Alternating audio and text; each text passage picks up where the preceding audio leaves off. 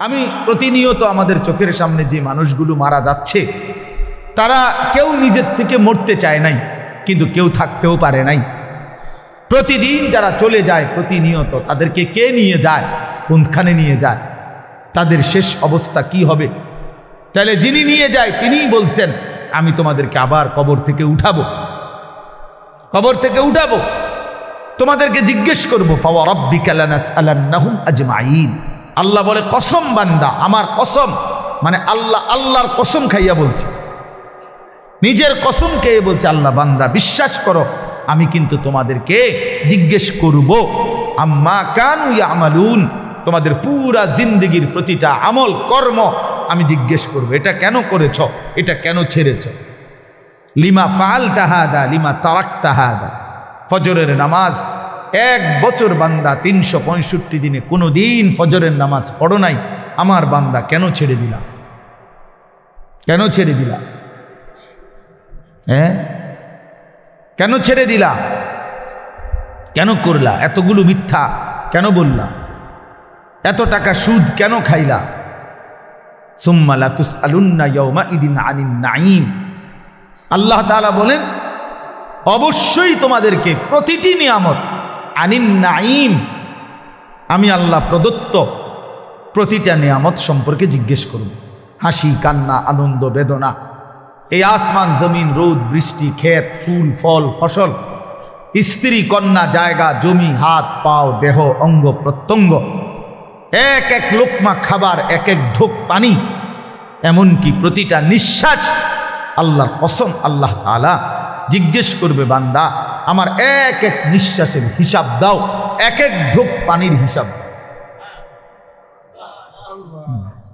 হাদিসের মধ্যে আছে, নবী সাল্লাল্লাহু আলাইহি সাল্লাম একবার 3 দিন, ওনারা 3 জন, আবু বকর, ওমর এবং আমাদের নবী সাল্লাল্লাহু আলাইহি সাল্লাম 3 জনই ক্ষুধার্ত ছিলেন টানা 3 দিন।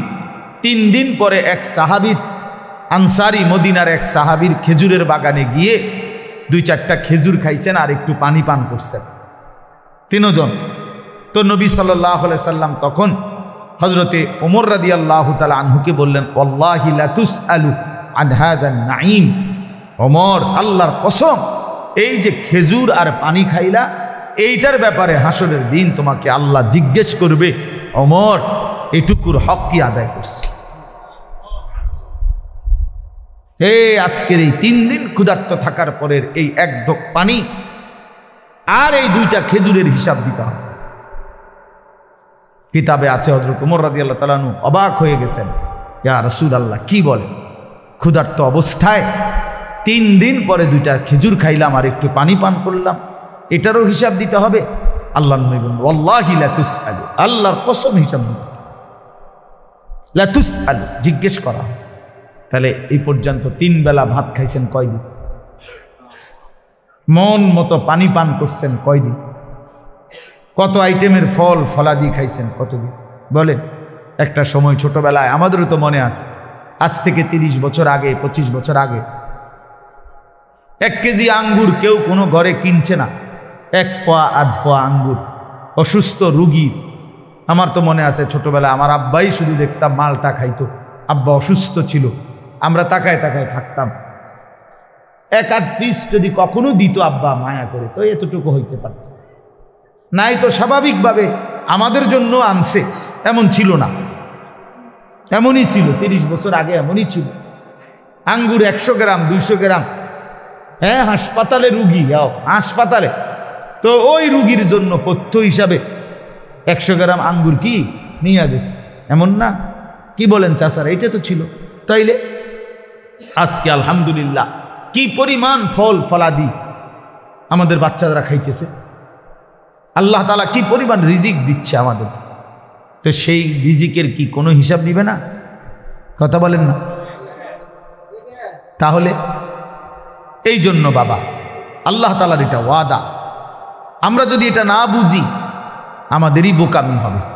তোমরা যারা কিশোর তরুণ ছেলে অনেকেই আছো, কোনোভাবেই বুঝতে চাচ্ছ না, তুমি মনেই করো না যে তোমার যে মানুষ, তুমি যে মুসলমান, এবং তোমার যে 14 বছরের পর থেকে তোমরা যারা বালেগ হয়েছ, অর্থাৎ যাদের উপরে গোসল ফরজ হয়েছে, যাদের বীর্যপাত হয়, গোসল ফরজ হয়, সেদিন থেকেই তোমার হিসাব পুরাপুরি 100 তোমার প্রতিটা নিঃশ্বাসের হিসাব উঠতেছে আমল নামার মধ্যে। তাহলে তোমাকে এই বালেগ হওয়ার পর থেকে প্রথম সেকেন্ড থেকে তোমার হিসাব দিতে হবে। এক একটা চোখের দৃষ্টি, কতবার নারী দেখছো, ছবি দেখছো, নর্তকী দেখেছ, উলঙ্গ ছবি দেখেছ, প্রত্যেকটা পলক নজরের হিসাব দিতে হবে আল্লাহর কাছে। আল্লাহর কাছে প্রতিটা হাত পায়ের অঙ্গের নড়াচড়ার হিসাব আল্লাহ তাআলার কাছে দিতে হবে। আমাদের 16 বছর, 18, 20, 25 বছরের ছেলে পেলে সে মনেই করে না কিছু, যে সে যে একটা মানুষ, সে যে একটা মুসলমান, সে যে আখেরাত আছে, আল্লাহ আছে, রসুল আছে, কোরআন আছে, কিচ্ছু বোঝে না, কিছুই বোঝে না। কি করে, কেন হাসে, কেন কাঁদে, কেন ঘুরতে আসে, কি করতে আসে, কি করে চুল, কি করে জামা, কি করতেছে, কার লগে আড্ডা দেয়, কেন আড্ডা দেয়, এত ছবি কেন উঠায়, এত ভিডিও কেন করে, কারে দেখাস বেটা, কে দেখে তোর এগুলা, কে দেখে, কার পাগলামি কে দেখে, নিজেই মোটর সাইকেল চালায় জোরে, আবার এটা নিজেরটাই নিজের সামনে ভিডিও লাগাই, এটা ভিডিও করে, এটা আবার ফেসবুকে দিল, মানুষে বাকি কিছু পাগলে চাইলো, এই পাগলের পাগলামি। আহা, এটা কথা হইল?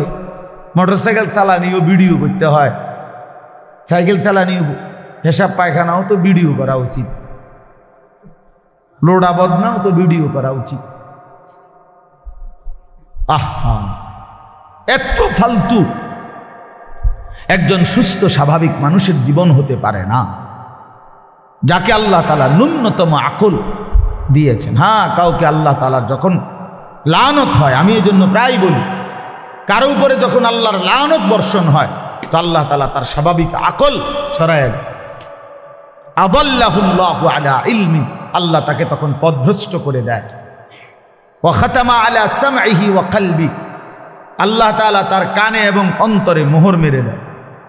ওয়া জাআলা আলা বাসারিহি গিশাওয়া, আল্লাহ তার চোখের সামনে পর্দা ফেলে দেয়।